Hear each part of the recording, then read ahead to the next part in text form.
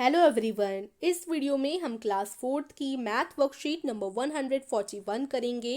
Date है इसकी 24 दिसंबर 2021 और वर्कशीट का उप विषय है खेत और बाढ़। शुरू करते हैं।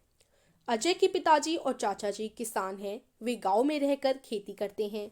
इस साल उन्होंने अपने अपने खेतों में बाहर बाढ़ लगाने के बारे में सोचा, जिससे जानवर उनकी फसल खराब न कर सकें।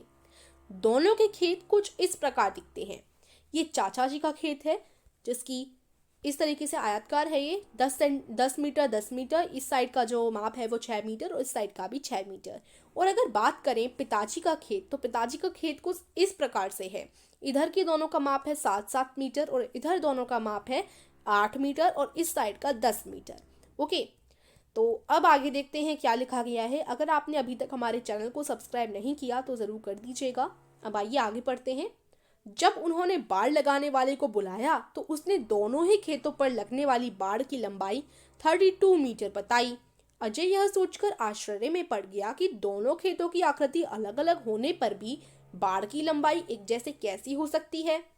तब उसके पिताजी ने समझाया कि अलग अलग आकार के खेतों की सीमा की लंबाई बराबर हो सकती है, क्योंकि बाड़ खेत की बाहरी सीमा पर लगती है। जैसे यहाँ 10 + 6 10 + 6 = 32 मीटर और 8 + 7 + 10 + 8 = 32 मीटर। तो देखिए, बाढ़ कहाँ लगेगी? बाढ़ इस साइड लगेगी, खेत के बाहर के उस पे लगेगी। तो देखिए, एक तरफ 6 मीटर है, एक तरफ 6 मीटर है, यहाँ पर एक तरफ 10 है, एक तरफ 10 है। तो इन सबको हम लोग जोड़ लेते हैं। जोड़कर इसे हमारा 32 आंसर आ रहा है, यानी 32 मीटर की हमें बाड़ लगानी पड़ेगी। ऐसे ही अगर हम पिताजी के खेत में इन सारी साइडों के जो है 7 10 8 और 7 मीटर को जोड़ लें, तो जोड़ने पर यहाँ पर भी हमें 32 मीटर आंसर आ रहा है, यानी हमें यहाँ पर भी 32 मीटर की बाड़ लगानी पड़ेगी। ठीक है, तो दोनों खेतों की बाहरी सीमा की लंबाई बराबर है। आशा करती हूँ ये चीज आपको समझ आई होगी।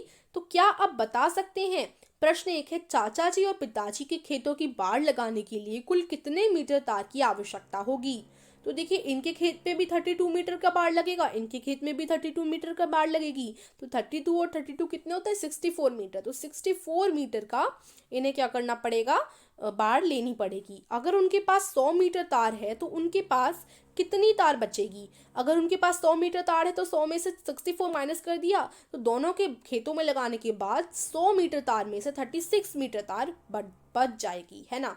अब प्रश्न 3 देखिए। अजय के पड़ोसी गजेंद्र ने भी अपने खेत में बाड़ लगाने की सोची। उसे कितनी तार की आवश्यकता होगी? तो ये गजेंद्र का खेत है।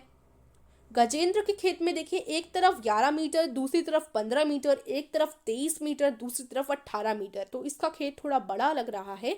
अब इसकी सारी जो साइड्स हमने देखी, 23 11 18 और 15, इन सारी भुजाओं को हम लोग जोड़ देते हैं। तो जोड़ने पर हमारे पास 67 मीटर उत्तर आ रहा है, यानी इसका जो खेत है इसमें 67 मीटर की बाड़ लगानी पड़ेगी। ठीक है, आगे चलते हैं। अगले दिन अजय खेतों में घूमने निकला। उसने सोचा कि वह उस खेत में घूमेगा जिसकी सीमा की लंबाई सबसे कम होगी। बच्चों, क्या अब आप सबसे छोटी सीमा वाले खेत नंबर का पता लगाने में अजय की मदद कर सकते हैं? तो हाँ, हम करेंगे। तो देखिए, यहाँ पर 20 21 29, तो इन तीनों को जोड़ दीजिए, हमारा 70 मीटर उत्तर आ गया। खेत 2 में देखो, 10 2 2 10 2 2 10 फिर 2 फिर 2 फिर 10 फिर 2 और फिर से 2। तो इन सब को अगर हम जोड़ दें तो हमारा आंसर आएगा 56 मीटर। फिर खेत नंबर 3 में देखिए, इस तरफ 13, इस तरफ भी 13 मीटर, इस तरफ 8 और इस तरफ भी 8 मीटर। तो इन सबको जोड़ने पर हमारा आंसर 43 मीटर आएगा। खेत नंबर 4 में चार सारी भुजाएं 10-10 मीटर की हैं। तो 1 2 3 4 5 5 भुजाएं हैं 10-10 मीटर की, यानी 50 मीटर। ठीक है, तो सबसे कम किसकी सीमा है? सबसे छोटी सीमा वाला खेत नंबर कौन सा है? तो देखिए, 43 मीटर सबसे कम नंबर है। तो यानी खेत नंबर 3 की सीमा की लंबाई सबसे कम है। ठीक है, तो ये आज की वर्कशीट थी।